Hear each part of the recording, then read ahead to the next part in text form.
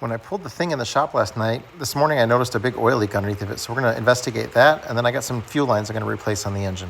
I parked the thing here last night and there's a pretty crazy pattern of an oil leak on the ground there. That's pretty big too. Figure out that the oil level is perfectly full on the engine. I did have a problem last week where this braided fuel line had cracked right at the fuel pump over here. So I cut off a little bit and hooked it back up, but I ordered new fuel lines that are here today, so I'm going to get the new fuel lines put on. But I'm wondering if that's just fuel that washed off some oil residue that might have been down there, and this is the first time I've moved it since I've done that, so I'm going to get under there and take a look. Just turn this on my oil filter there. It looks like that drips on the bottom of the oil filter. That's right over where that's at. So maybe my filter's loose. Yeah, that's if it's loose. I can turn up my hand with nothing, so good catch. I went ahead and threw the strap wrench on it and turned it probably almost a full revolution. So that should fix that oil leak. It's right on the money there. Can't really see it. So it's not low. Good clean oil. One thing is this car is very solid.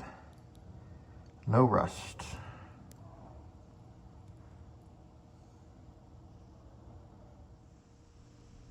Yeah, here's the new fuel lines that I ordered. I'm not sure how long these last. I feel like I just replaced those 4 or 5 years ago. Definitely since I've been here in Tennessee, so less than 6 years. So, but I know they get really warm in there, and that's always been something I've had to change on my other Beetles and stuff too. So. I'm guessing about every 4 years you should probably change them. So I'm gonna put the new fuel lines on, get it going. But yeah, I love my little thing. But that oil spot, that's new. And it is right under where that fuel line was leaking, so.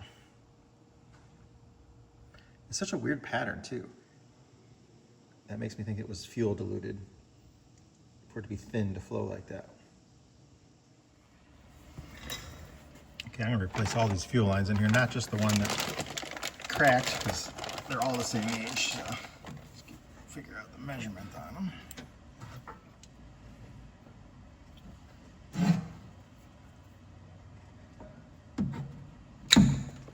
They're good wire cutters, they were great. So that'll give me that one. And then I got another one that goes from here. And this one up here, you anchor with I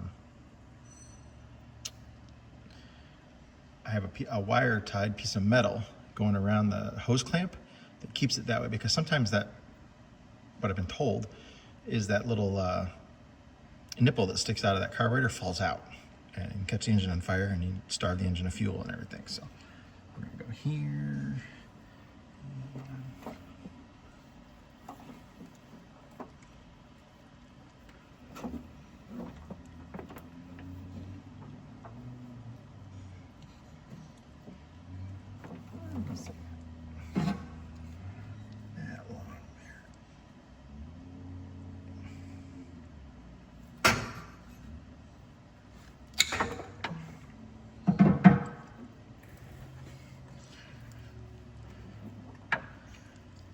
I gotta get this one out of the way to make it easier first, but as soon as I take this one off, fuel's gonna start leaking.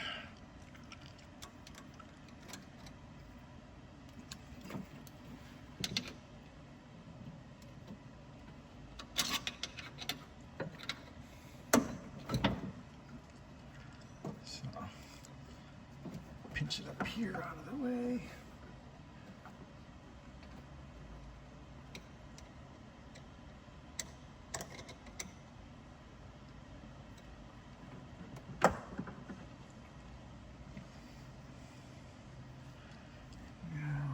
To the other one. Maybe. That's in a bad spot.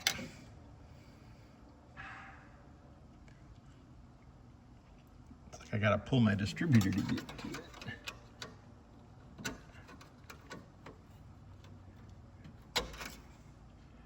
That's not very smart. But the distributor is marked, so might as well just pull it.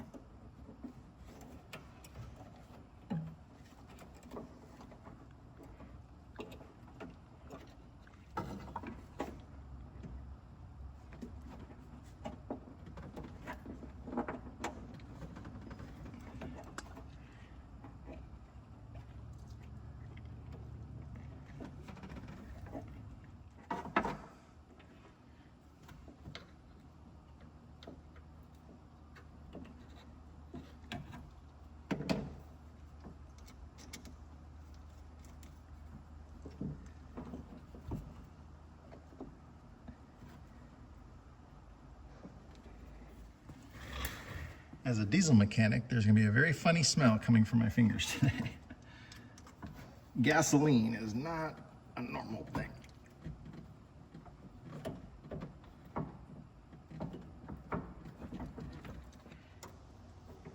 Clearly I put this on last time without the distributor in.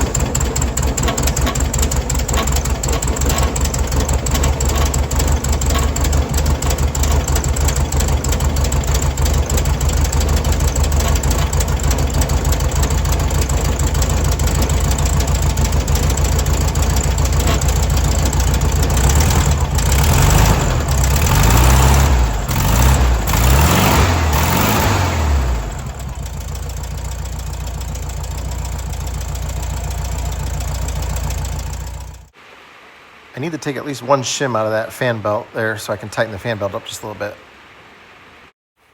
We brought the vehicles in the shop last night because we had really bad thunderstorms come through. We ended up having a tornado warning in the middle of the night. That got a little crazy. They predicted big hail and everything too, so that's why we brought the cars in. But yeah, the radar was really, really crazy. It got very intense, lots of lightning and thunder and tons of rain, which we needed the rain, but maybe not quite all that much at once.